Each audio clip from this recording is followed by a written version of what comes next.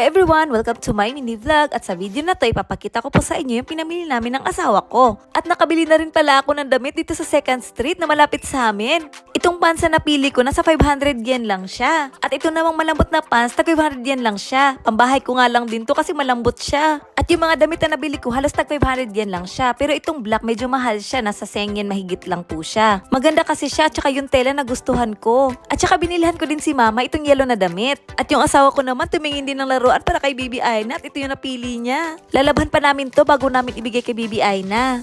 At ayan, sinukat ko na yung pants na nabili ko. Ang ganda ng tela nito at saka fit pa sa akin. Kasi yung mga pants ko before ako nanganak, hindi pa nagkasya sa akin. Kaya dito ako namili sa ukay-ukay sa Japan, gaya nitong 2nd Street. Para tipid na rin. At ito namang black top na napili ko, bagay po siya sa white pants. At ito namang blue, ang ganda rin kasi ng design nito, kaya pinili ko na rin. At ito namang brown na top, medyo maluwang siya, kaya pinili ko talaga to kasi pambahay ko lang to. Masarap kasi suotin sa pambahay pag malalambot na damit yung suot mo, lalo na ngayon summer na dito sa Japan. At ito pala yung binili namin ng asawa ko para kay Baby Aina. Binili namin to sa Kama Home Center. Tingnan niyo yung kulay nila at saka yung mga design, ang gaganda. May mga flowers, tsaka may mga animals na rin. At ayan, tinanggal ko na yung nakalagay sa sahig. Lalabhan muna namin yan bago namin itago. At ako muna nagkarga kay Baby Aina at yung asawa ko naman nagpunas ng sahig. Sabi niya kasi siya na lang daw yung magpunas. Yung asawa ko kasi na yan, mahilig talaga yan maglinis ng bahay. Kahit anong dumi pa yan, lilinisin niya talaga yan. All around yan siya at saka hindi nagre-reklamo. At dahil hindi nga ako nakapagluto ng hapunan kasi namili nga kami ng asawa ko, yung mama ko na lang ang nagluto. Kaya nagluto na lang daw siya ng adobo. At habang pinupunasan ng asawa ko yung sahig, kami naman na Baby Aina, andito kami sa duyan.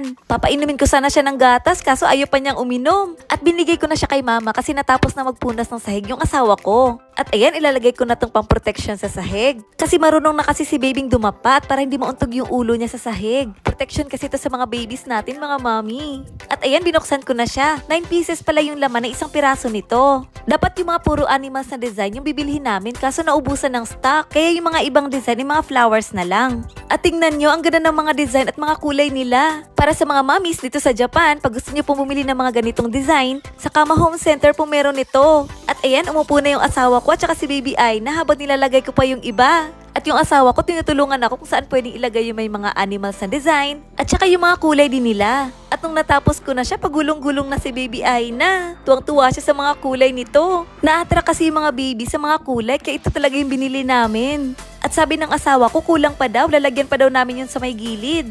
Para maluwang yung playground ni Baby Aina. And the next morning, pumunta yung asawa ko sa ibang Kama Home Center. Kasi wala nang stock doon sa dating pinuntahan namin. At ayan, tuwang-tuwa siya at pinakita niya agad sa akin yung pinamili niya. At alam niyo ba, 2 beses yan bumili ng ganyan yung asawa ko. Hanggang dito na lang. Sana nag-enjoy po kayo sa panonood. Thank you for watching. Bye! Arigatou gozaimasu!